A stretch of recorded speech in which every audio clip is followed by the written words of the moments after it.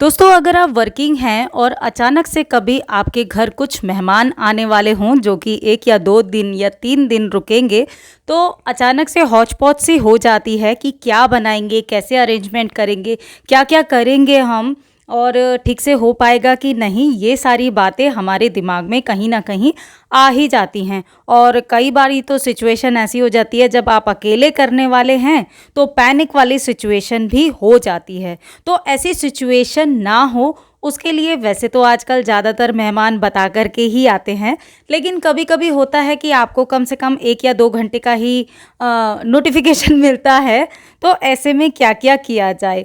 तो देखिए, अगर आपके पास 2 घंटे भी हैं तो आप कौन-कौन सी तैयारी कर सकते हैं, या यूँ कहूँ कि मैं कौन-कौन सी तैयारी कर लेती हूँ अगर मुझे खबर मिलती है कि 2 घंटे में या 3 घंटे में कोई मेरे यहाँ मेहमान आने वाले हैं जो कि 2 या 3 दिन रहेंगे, तो वही आज आपके साथ में शेयर कर रही हूँ। तो उम्मीद करती हूँ कि आपको इस वीडियो से ज़रूर थोड़ी बहुत हेल्प मिलेगी।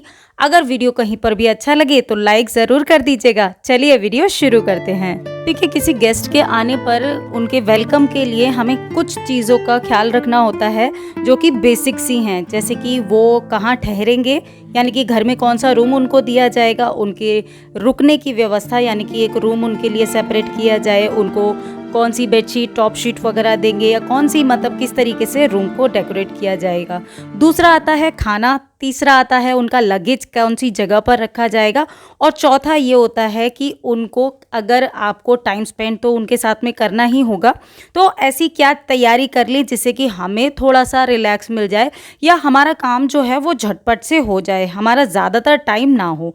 तो सबसे पहले देखिए, आजकल छोटे-छोटे घरों में सामान रखने की ज़्यादा दिक्कत होती है, तो मैं क्या करती हूँ, जैसे कि मेरे यहाँ कोई गेस्ट आने वाले होते हैं, तो उससे पहले उनके जो लगेज होता है उसको रखने की व्यवस्था करती हूँ। तो जिसमें कि मैंने ये ऊपर वाला लॉफ्ट जो है उसको खाली कर रही हूँ, और जो मेरा एक्स्ट्रा सामान है या जो डिस्कार्ड करने वाला सामान था जो कि रख लेती हूँ कि आगे काम में आएगा, फाइनली उसको अभी डिस्कार्ड करने का टाइम आ गया है। तो वहाँ से जो ये ऊपर वाले जो लॉफ्ट है ना, यहाँ से मैंने जो ज़रूरी सामान था उसको तो रख लिया, जो एक्स्ट्रा सामान था उसको निकाल दिया है, जिससे कि इतनी जगह बन गई कि अगर 2 अटैची भी रखनी हो तो यहाँ पर रखी जा सकती हैं आसानी से। ऐसा करने से कमरा मेसी भी नहीं लगेगा और स्पेशियस भी लगेगा, क्योंकि छोटे-छोटे कमरों में अगर हम आधा सामान लगेज ही घेर लेता है, तो बैठने, चलने फिरने की जगह थोड़ी-सी कम रह जाती है। तो इसलिए बेहतर है, हालाँकि मेरा रूम जो है काफ़ी स्पेशियस है, लेकिन फिर भी थोड़ा-सा एक्स्ट्रा स्पेस बनाने के लिए करना चाहिए। तो इसके अलावा अगर स्टोर वगैरह है तब तो कोई दिक्कत ही नहीं है, तब तो स्टोर वगैरह में रख सकते हैं।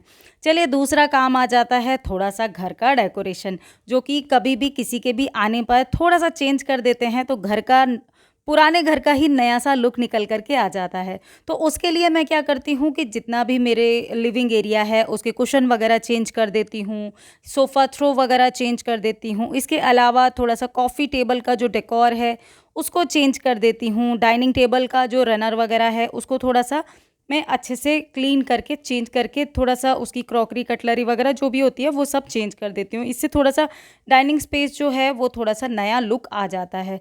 अच्छा, कभी-कभी इसको अपने डाइनिंग एरिया को थोड़ा-सा लुक बदलने के लिए मैं वहाँ पर जैसे चेयर कवर कभी निकाल देती हूँ, कभी लगा देती हूँ, तो इससे लुक में बहुत ज़्यादा परिवर्तन आ जाता है, जो कि काफ़ी सुंदर लगता है। देखिए, लिविंग एरिया और डाइनिंग एरिया को क्लीन करने के बाद में बारी आती है वो रूम की जहाँ पर आप अपने गेस्ट को ठहराएँगे या फिर उनके लिए वो रूम आप तैयार कर दें।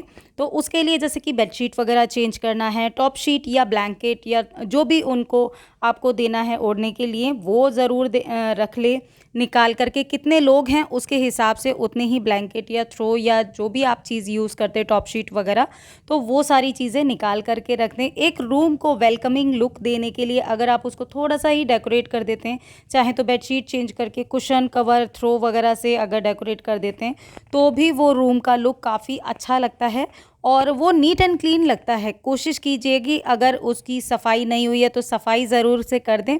ये छोटी-छोटी सी चीज़ें हैं जिनका ध्यान रखना है। और उस रूम के स्पेशली अगर जैसे रनर वगैरह हैं या फुटमैट वगैरह हैं, उनको ज़रूर क्लीन करके लगाएँ। हो सके तो रूम में हल्की सी फ्रेग्रेंस की अरेंजमेंट ज़रूर करना चाहिए। वो चाहे आपका रूम फ्रेशनर हो सकता है, आपका ह्यूमिडिफायर हो सकता है, बहुत सारी चीज़ें ऑप्शन होते हैं जो कि आप अपना सकते हैं। सेंटेड कैंडल यूज़ कर सकते हैं। अब बारी आती है दोस्तों डिनर सेट्स की। तो मैं जब भी कोई गेस्ट आने वाले होते हैं तो सभी की चॉइस अलग-अलग होती है। तो एक स्टेनलेस स्टील का डिनर सेट निकाल कर के रखती हूँ और एक ओपलवेयर या ग्लासवेयर जो भी है, तो उसको अच्छे से निकाल करके क्लीन कर देती हूँ और उसको अपने रेगुलर वाले जो यहाँ पर मैं अपने बर्तन रखती हूँ या फिर डिनर वेयर रखती हूँ, वहाँ पर मैं इसको लगा देती हूँ। इसी बहाने थोड़े से हमारे भी जो डिनर वेयर हैं वो चेंज हो जाते हैं, वरना तो एक ही में हम यूज़ करते रहते हैं। तो इस तरीके से देखिए अपनी पुरानी क्रॉकरी, डिनर वेयर या सर्व वेयर जो भी होते हैं, उनको यूज़ करने का मौका भी मिल जाता है। अब देखिए गेस्ट तो चले जाएँगे, लेकिन इसी बहाने हमारा ये डिनर सेट काफ़ी दिनों से जो रखा हुआ था, वो यूज़ होगा डेली रूटीन में। तो देखिए इसको मैंने नीट एंड क्लीन करके रख दिया है। अब देखिए मेहमान आएँ और अचार और चटनी अगर हम ना रखें, सर्व ना करें खाने के साथ में, तो फिर मज़ा अधूरा-सा रहता है। तो देखिए यहाँ पर मैंने अपने जो अचार जार है और चटनी जार है, उसको भी मैंने साफ़ करके, धो करके साफ़ करके उसके अंदर अचार फ़िल कर लिया है। इसको मैं हमेशा डाल कर के नहीं रखती हूँ, क्योंकि आजकल मानसून का सीज़न है और फंगस वगैरह लगने का खतरा रहता है। तो जब मॉनसून का सीज़न होता है तब तो नहीं रखती हूँ, अभी क्योंकि गेस्ट आने वाले हैं, इसलिए मैं यहाँ पर इस तरीके से करके धो के वॉश करके अच्छे से मैंने रख दिया है। अब अगर मैं खाना बनाऊँ तो मुझे बार-बार डब्बियाँ ना खोलनी पड़े और मेरा काम झटपट से हो जाए और मैं अपने गेस्ट को टाइम दे सकूँ, तो इसके लिए मैंने यहाँ पर एक अलग से मसालदानी तैयार कर ली है, जिसमें मेरे खड़े सूखे मसाले रहेंगे।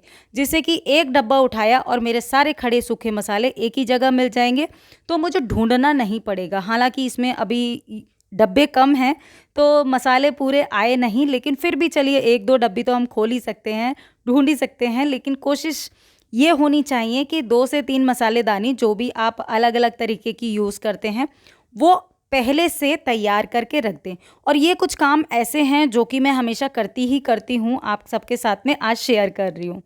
इसके अलावा आपको खाने में जो भी बनाना है, उसकी प्लानिंग के साथ-साथ उन मसालों को भी चेक कर लें, अगर नहीं है तो वो अवेलेबल करा करके आप परचेज़ करके रख सकते हैं।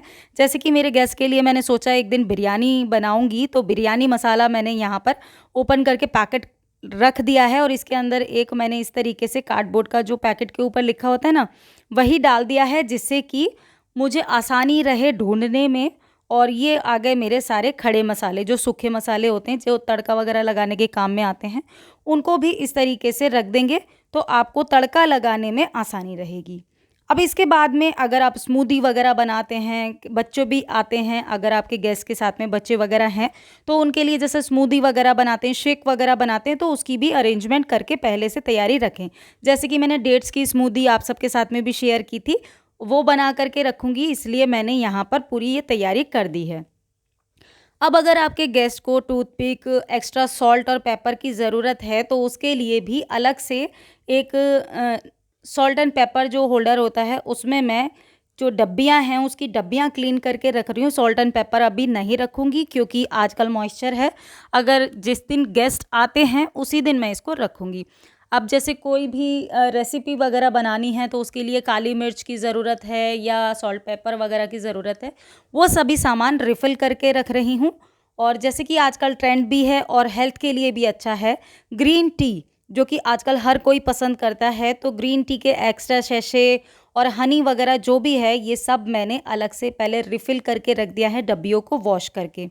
क्योंकि अगर कंटेनर आपके वॉश हैं और उसके बाद में अगर आपने रखा है, तो वो देखने में तो अच्छे लगते ही हैं, आपका सामान खराब होने की भी चिंता नहीं होती। अब इसके अलावा जो भी मेरा मसाला डब्बा है, जो भी कैसरोल हैं, वो मैंने निकाल कर के रख दिए हैं। जब भी मेरे गेस्ट आएँगे तो मुझे ढूँढना नहीं पड़ेगा, वो सामने ही रहेंगे, तो आसानी रहेगी मुझे चीज़ों को लेने में। अब जो भी मेरे मॉर्निंग की चीज़ें हैं, जैसे कि स्नैक्स वगैरह रिफ़िल करना था, वो सारे मैंने रिफ़िल कर लिए हैं चाय के साथ में, और बटर वगैरह जो भी था, ये सारी चीज़ें रिफ़िल करके रख लेते हैं, जिससे कि ईज़ी रहे। अब बच्चों को अगर कुछ मंचिंग की ज़रूरत है, तो उसके लिए मैंने एक डब्बे में या एक बाउल में मैंने मिक्स नट्स करके रख दिए हैं, जिससे कि यहाँ पर कभी भी छोटी-मोटी भूख के लिए उनको चाहिए तो रख सकते हैं। इसके अलावा कॉफ़ी टेबल को हल्का सा प्रेजेंटेबल बना दिया है मैंने मॉर्निंग में, क्योंकि अच्छा लगता है फ्लावर से अगर आपने डेकोरेट किया हो। इसके अलावा एक चीज़ जो बहुत ज़्यादा ज़रूरी होती है, खाना आपको क्या सर्व करना है और क्या-क्या बनाना है, उसकी प्लानिंग पहले से ही करके रखनी चाहिए, जिससे कि आपको जितने भी दिन आपके गेस्ट रहें, आपको सोचना ना पड़े और आपका काम आसानी से हो जाए। एक बहुत ज़रूरी चीज़, हमारे घर में जभी भी कोई गेस्ट आने वाला होता है तो हमेशा उससे पहले ये ज़रूर चेक करना चाहिए कि ग्रॉसरी जो भी आपको चाहिए होती है, आपके डेली रूटीन के अलावा जो भी एक्स्ट्रा ग्रॉसरी चाहिए होती है वो आप पहले से लेकर के रखें, जिससे कि गेस्ट के आने पर आपको हौच-पौच ना हो, आप पैनिक सिचुएशन में ना आएँ और कभी कोई प्रॉब्लम ना आए और आप अपना काम भी टाइम से निपटा पाएँ इस और आप उनको टाइम भी दे पाएँ। तो दोस्तों ये तो कुछ ऐसे टिप्स थे जो मैं फ़ॉलो करती हूँ हमेशा, वो मैंने आपके साथ में शेयर किए। इसके अलावा बहुत सारे ऐसे काम होते हैं जो कि हम करते ही हैं लेकिन करते-करते भूल जाते हैं और जब कभी अचानक से गेस्ट आ जाएँ तो हमें याद आता है। तो ऐसी चीज़ों से बचने के लिए पहले से प्रिपरेशन हो तो वो आपको भी शांति देती है और आपके गेस्ट को भी वेलकमिंग लगती है। आशा करती हूँ आज के कुछ टिप्स या फिर ये वीडियो आपको ज़रूर हेल्पफुल रहा होगा। कुछ भी अच्छा लगा तो वीडियो को लाइक ज़रूर कीजिएगा। मैं आपसे जल्दी मिलूँगी एक नए और इंटरेस्टिंग वीडियो में। तब तक के लिए दोस्तों, बी हैप्पी, बी एक्टिव। अपना ख़्याल रखिए और मस्त रहिए। Bye bye.